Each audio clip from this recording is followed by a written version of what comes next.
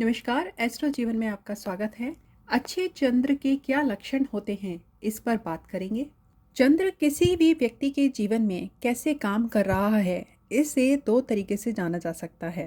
पहला, ज्योतिषीय तरीके से, जिसमें आप चंद्र की स्थिति को देख सकते हैं जन्म कुंडली में, और दूसरा बाहरी दृष्टिकोण से, मतलब कि किसी के बोलचाल, दिनचर्या, व्यवहार से आप जान सकते हैं कि किसी व्यक्ति के जीवन में चंद्र अच्छा है या खराब। यहाँ मैं दोनों ही तरीकों की बात करूंगी। सबसे पहले ज्योतिषीय दृष्टिकोण से जान लेते हैं कि अगर लगन कुंडली में D1 चार्ट में चंद्रमा स्व राशि में या उच्च की राशि में या मित्र राशि में होता है, और जिस राशि में चंद्रमा बैठा है उसका डिस्पोजिटर भी अच्छी राशि में बैठा है, और चंद्र अस्त भी नहीं है, चंद्र की डिग्री भी अच्छी है। इसके साथ साथ हम यह भी देखेंगे कि चंद्र पर पापी ग्रहों की दृष्टि भी नहीं होनी चाहिए, जैसे शनि, मंगल, राहु, केतु, इनकी दृष्टि चंद्रमा पर नहीं होनी चाहिए।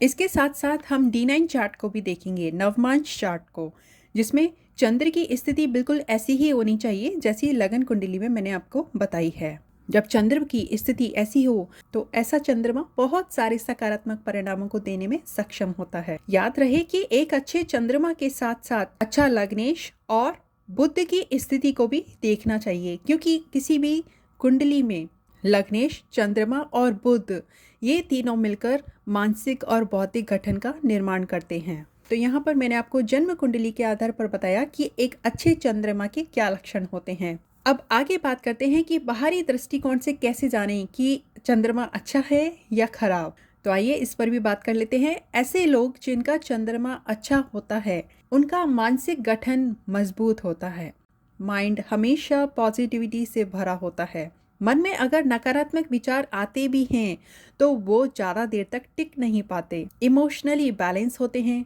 मजाकिया स्वभाव के होते हैं।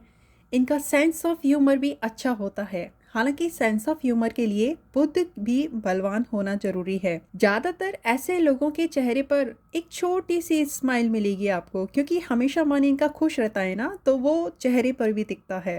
कंसंट्रेशन अच्छा रहता है, दिमाग हमेशा स्टेबल रहता है, और ऐसे लोग केयरिंग और हेल्पिंग नेचर के भी होते हैं। दूसरों को हेल्प करना, उनकी केयर करने में ये रुचि रखते हैं। लोगों के साथ अच्छे से बात करते हैं, और ज़्यादातर आप देखोगे कि ये लोगों से अच्छे ही इमोशंस ही शेयर करते हैं। कई ऐसी बातें जो खराब चंद्रमा को दर्शाती हैं, जैसे फ्रस्ट्रेशन, इरिटेशन, चेहरे पे थकावट दिखना, हमेशा मन ना लगना, बहुत गुस्सा करना, अनस्टेबल माइंड, बिना बात के रो देना, मन में आक्रोश, आवेश और बिना सोचे समझे कुछ भी कह देना, ये सब बातें आपको अच्छे चंद्रमा वाले लोगों में नहीं देखने को मिलेंगी। ऐसे लोगों को किसी की बातें जल्दी से हर्ट भी नहीं होती हैं, और ना ही एक ही बात को बार बार सोचते रहते हैं। इनका मन मजबूत रहता है, और जब मन मजबूत रहता है तो व्यक्ति किसी भी बात पर स्टेबल भी रह पाता है। यहाँ पर मैं एक बात और बता दूँ कि ऐसा नहीं है कि जिनका चंद्रमा ऐसे लगन कुंडली में ऐसे अगर अच्छा है तो उनको जीवन में कभी परेशानी नहीं आएगी, उनको टेंशन नहीं होगी।